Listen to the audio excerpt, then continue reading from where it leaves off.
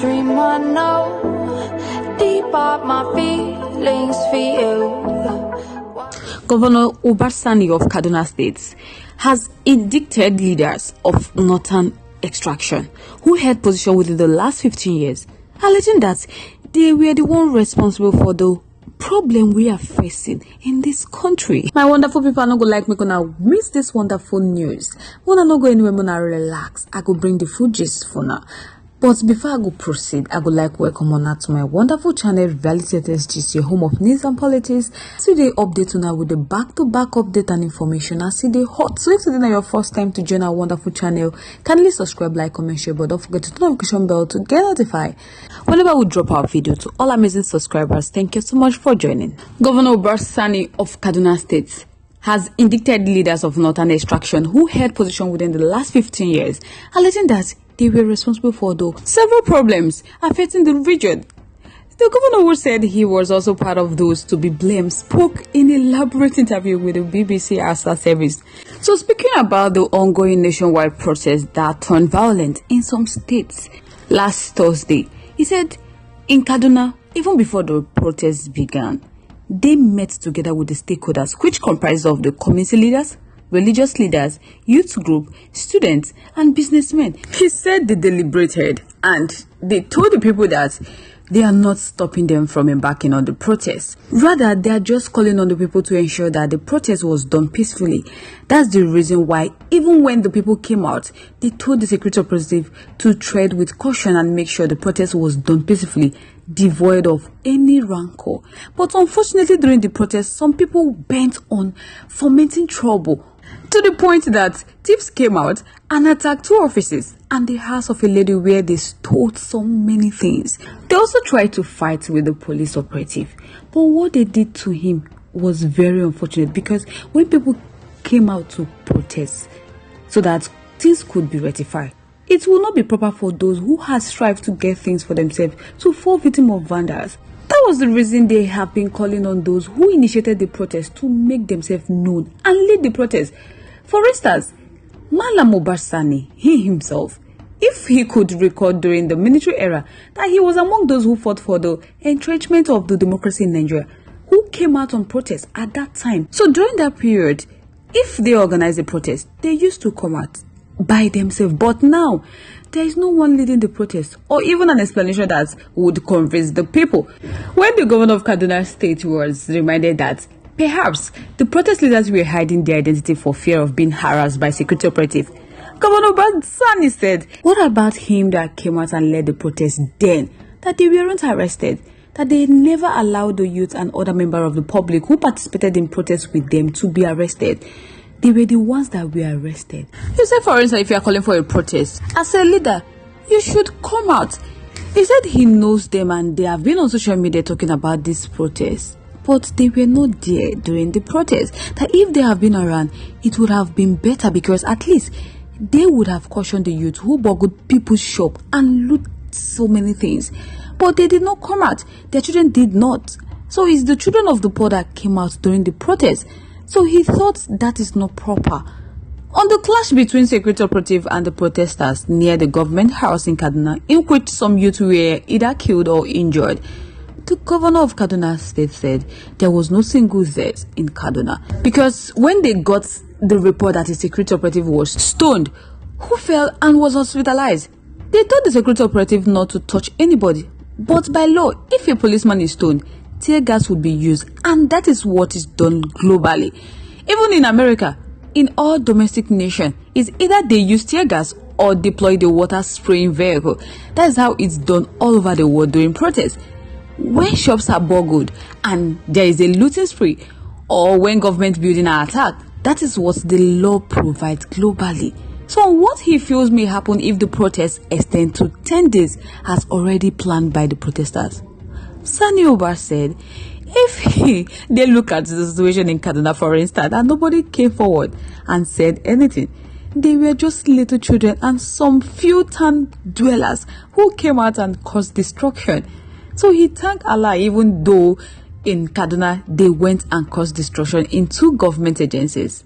Although they were not happy, but his fear is that he wouldn't like the shops of innocent traders to be attacked. These are people who have been in business for long, so no one make anything happen to their business. Now look at what happened in other Nigerian states. They did not come out to protest. Some states in the south, but look at theirs that came out. They went and caused destruction, which will affect the economic well-being of their people in businesses, who are also affected by the prevailing harsh economic situation.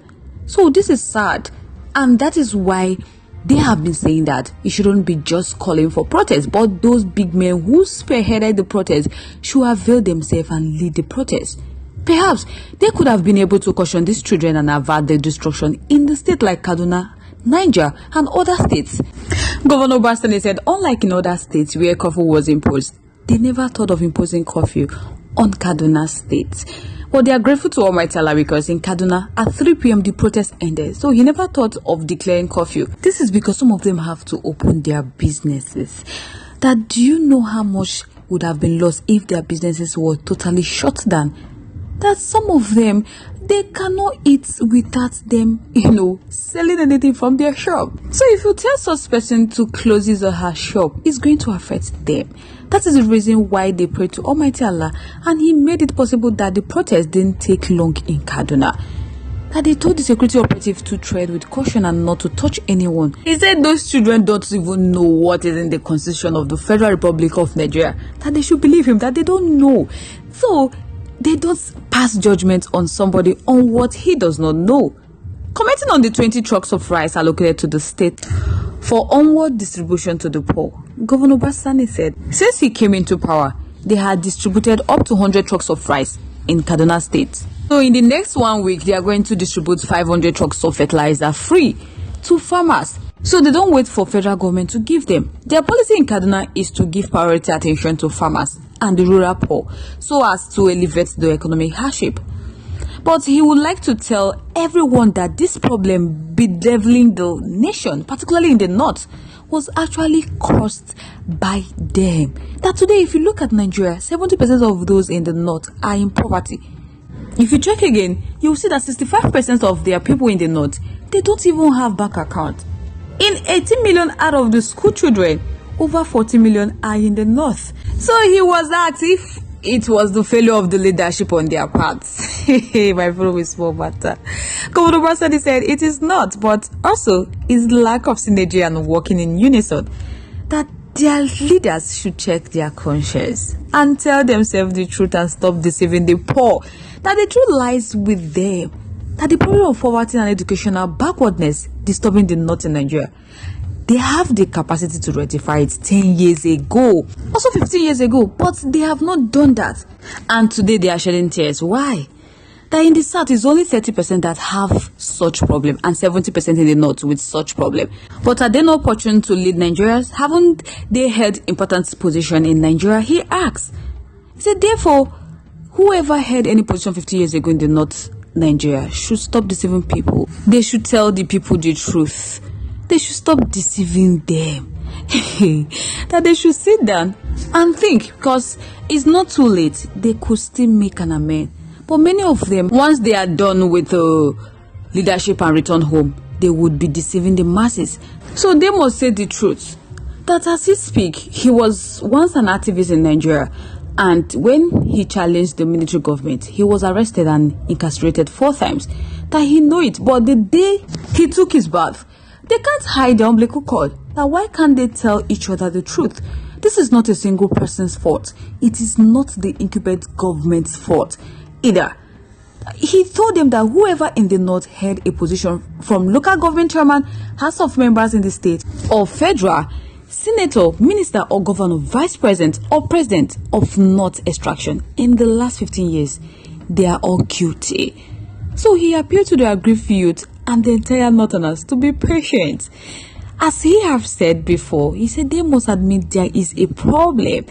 They must agree things have to be rectified. So it is imperative that they unite and agree to rectify this problem. Unless that is done, the problem in the north would not end. That he have to say it. But it would not be fair for any leader to sit aside and heap the problem on someone else. So guys, I would like to know your thoughts, your contributions, your opinions in our comment section. I would love to hear from you. Once again, thank you so much for staying to us. We really do appreciate it.